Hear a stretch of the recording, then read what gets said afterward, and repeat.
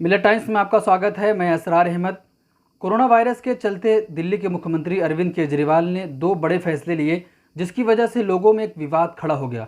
लोगों ने कहना शुरू कर दिया कि दिल्ली के मुख्यमंत्री अरविंद केजरीवाल का ये फैसला गलत है और दिल्ली के उपराज्यपाल अनिल बैजल ने मुख्यमंत्री अरविंद केजरीवाल के दोनों फैसलों को उलटकर उनकी जो गलतियां हुई थी उनको सुधार दिया। केजरीवाल का पहला फैसला ये था कि इलाज के मामले में भेदभाव वाला नियम बनाना। इसके तहत वे दिल्ली सरकार के अस्पतालों में केवल दिल्ली के नागरिकों का ही इलाज करना चाह रहे थे और बाकी लोगों को उनकी किस्मत पर छोड़ रहे थे। केजरीवाल का दूसरा गलत फैसला उन लोगों के टेस्ट नहीं करने से जुड़ा था जिनमें कोरोना के लक्षण नहीं दिख रहे थे, यानी कि वो कोरोना वायरस से संक्रमित लोगों के संपर्क में आए लोगों को भाग्य के भरोसे छोड़ रहे थे, दूसरे लोगों को भी जोखिम में डाल रहे थे। ये उनकी पहली घोषित 5T वाली नीति के ही खिलाफ था, जिसमें टेस्टिंग, ट्रेनिंग और ट्रीटमेंट पर जोर दिया गया था। और ये फैसला केजरीवाल ने तब किया जब दिल्ली में टेस्ट पॉजिटिविटी रेट यानी कि TPR देश में सबसे अधिक है। दिल्ली में जितने भी टेस्ट किए जा रहे हैं उनमें से 37.82% लोग कोरोना पॉजिटिव निकल रहे हैं, जो कि राष्ट्रीय औसत पर 5 गुना है। दिल्ली से ज़्यादा संक्रमित महाराष्ट्र में लोग हैं। नियम यह कहता है कि जैसे ही TPR 10% से ज़्यादा हो जाए तो टेस्ट की संख्या बढ़ा दी जानी चाहिए, ताकि ज़्यादा से ज़्यादा संक्रमित लोगों की पहचान करके उन्हें और लोगों के संपर्क में आने से रोका जा सके। मगर केजरीवाल ऐसा करने के बजाय रेत में सिर दबा लेना चाहते थे कि मानो उससे तूफान रुक जाएगा। लेकिन केजरीवाल सरकार कोरोना से निपटने के मामले में यही 2 गलतियां नहीं कर रही है। हकीकत में अब वो हर मोर्चे पर विफल साबित हो रहे हैं। शुरू में अरविंद केजरीवाल ने बहुत आत्मविश्वास दिखाया था और 5T आदि की बात करके ये भरोसा भी जताया था कि वो केरल के मॉडल पर काम करके इस संकट के मौके पर अच्छा काम करके दिखाएंगे। दरअसल ऐसा लगता है कि केजरीवाल ने कोरोना से निपटने की कोई ठोस रणनीति नहीं बनाई थी। वे महामारी को मोहल्ला क्लिनिक में ठीक होने वाली बीमारी समझ बैठे थे। वो एक NGO वाली मानसिकता से काम कर रहे थे, जबकि कोरोना का प्रकोप कहीं बड़े पैमाने पर फैल रहा था। यहीं केजरीवाल मात खा गए। मात खाने के बाद उन्होंने अपनी रणनीति बदलने के बजाय अपनी नाकामियों को छिपाने में लग गए। अब दूसरी बार सत्ता संभालने के बाद से केजरीवाल 2 मोर्चों पर नाकाम साबित हो रहे हैं। एक तो दिल्ली दंगों के मामले में वो पीड़ितों की मदद उस तरह से नहीं कर पाए जैसा कि उन्हें करना चाहिए था, और ना ही वो दिल्ली पुलिस के फर्जीवाड़े के खिलाफ खड़े होने की हिम्मत जुटा पा रहे हैं। दूसरा मोर्चा कोरोना का था, जहां वो चाहते तो खुद को अच्छी तरह से साबित कर सकते थे, क्योंकि वो एक छोटे से राज्य के मुख्यमंत्री थे और ये राज्य देश की राजधानी भी है और स्वास्थ्य सुविधाओं के मामले में ज़्यादा अच्छा भी यहाँ है। मगर यहाँ भी वे फेल साबित हो रहे हैं। ये दोनों नाकामियाँ उनकी राजनीति को भी नुकसान पहुँचा रही हैं। लोगों की उनसे उम्मीदें ख़त्म हो रही हैं और अब वे दूसरे मुख्यमंत्रियों की तरह झूठे और असरवादी नज़र आ रहे हैं। क्या वो अब इस नुकसान की भरपाई कर पाएंगे? ऐसा होना मुश्किल लगता है, क्योंकि इसके लिए जिस साहस और संकल्प की ज़रूरत होती है वो आज अरविंद केजरीवाल में तो नहीं दिख रहा है। अब अगर देश के सभी मुख्यमंत्री अपने अपने राज्यों के लिए ऐसा ही तय कर लें तो फिर उस देश को कहाँ तलाशा जाएगा जिसके बारे में नारे लगाए और लगवाए जा रहे हैं कि एक देश एक संविधान, एक देश एक राशन कार्ड और आगे चलकर एक देश एक भाषा भी है। कोटा में पढ़ रहे बच्चों को वापस लाने के मामले में यही तो हुआ था कि उत्तर प्रदेश के बाद दूसरे मुख्यमंत्रियों ने भी अपने अपने राज्य के छात्रों के लिए बसों का इंतज़ाम कर लिया।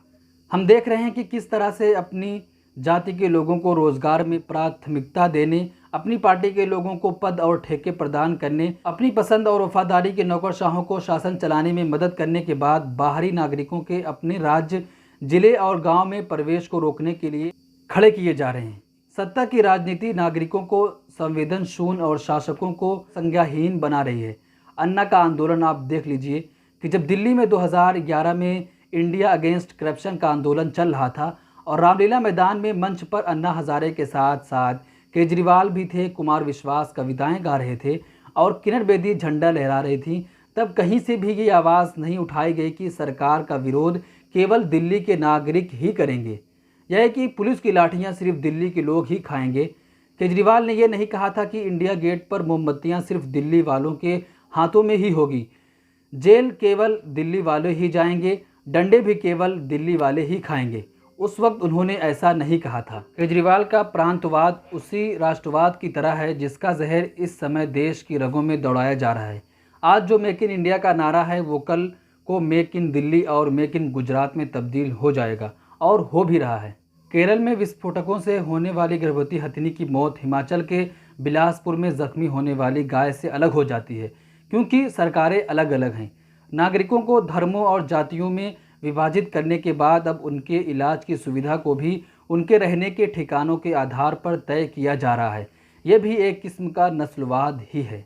दिल्ली सरकार और केंद्र सरकार में मतभेद हो गया है कि दिल्ली के उप मुख्यमंत्री मनीष सिसोदिया प्रेस कॉन्फ्रेंस करके ये कहते हैं कि दिल्ली में कम्युनिटी ट्रांसमिशन शुरू हो गया है, लेकिन केंद्र सरकार कहती है कि अभी कम्युनिटी ट्रांसमिशन दिल्ली में नहीं शुरू हुआ है। दिल्ली के उप मुख्यमंत्री मनीष सिसोदिया प्रेस कॉन्फ्रेंस करके ये कह रहे हैं कि 31 जुलाई के लास्ट तक दिल्ली में 5.5 लाख संक्रमितों की तादाद हो जाएगी, जिसकी वजह से दिल्ली वालों में एक डर और खौफ पैदा हो गया है। अरविंद केजरीवाल ने एक ऐप जारी किया था, बहुत ही ज़ोरों शोर से ये ऐलान किया था कि इस ऐप के ज़रिए से ये मालूम चल सकेगा कि किस अस्पताल में कितने बेड खाली हैं, लेकिन ये ऐप भी नाकाम साबित हुआ। ऐप कुछ और बता रहा है, लेकिन जब लोग उस अस्पताल में पहुंच रहे हैं तो मालूम चलता है कि बेड ही नहीं खाली है। लोग 6-6, 7-7 अस्पतालों का चक्कर काटने के बाद उनको एडमिट नहीं किया जा रहा है। दिल्ली के मुख्यमंत्री लगातार डिजिटल प्रेस कॉन्फ्रेंस करते हैं और बताते हैं कि इतने केसेस हैं। दिल्ली में ये भी खबर आई थी कि संक्रमण लोगों की तादाद को छिपाया जा रहा है। दिल्ली में बेड नहीं खाली हैं, लोग अस्पतालों के ठोकरें खाने पर मजबूर हैं। एक अस्पताल से दूसरे अस्पताल जा रहे हैं, लेकिन उनको एडमिट नहीं किया जा रहा है। अस्पताल में बेड ही नहीं खाली हैं। तो अब आप सोच सकते हैं कि किस तरीके से दिल्ली के मुख्यमंत्री अरविंद केजरीवाल कोरोना वायरस से लड़ने में बिल्कुल नाकाम साबित हो रहे हैं। वो कुछ भी ऐसा पहले तो लग रहा था कि अरविंद केजरीवाल जी बड़े पैमाने पर कोरोना को हराएंगे, लेकिन समय बीतते बीतते अब ये मालूम चल गया कि दिल्ली के मुख्यमंत्री अरविंद केजरीवाल के पास कोई भी नीति नहीं है कोरोना वायरस से लड़ने के लिए। देश भर में डेली 10,000 केसेस कोरोना के आ रहे हैं। अब आने वाले दिन में और भी ज़्यादा केस बढ़ने की संभावना जताई जा रही है, क्योंकि जैसे जैसे लोगों की टेस्टिंग की जाएगी वैसे वैसे कोरोना लगातार बढ़ता ही जाएगा। एक ऐसे वक्त में लॉकडाउन किया गया जब देश में 300-400 कोरोना वायरस संक्रमितों की तादाद थी, और अब देश उस वक्त खोला जा रहा है 2.5 लाख से ज़्यादा संक्रमितों की तादाद पहुंच गई है। ऐसे वक्त में देश को खोला जा रहा है तो ये समझ से बाहर है कि एक ऐसे वक्त में देश को बंद किया गया जब तादाद कम थी, और एक ऐसे वक्त में देश को खोला जा रहा है जब तादाद लोगों की ज़्यादा हो गई है।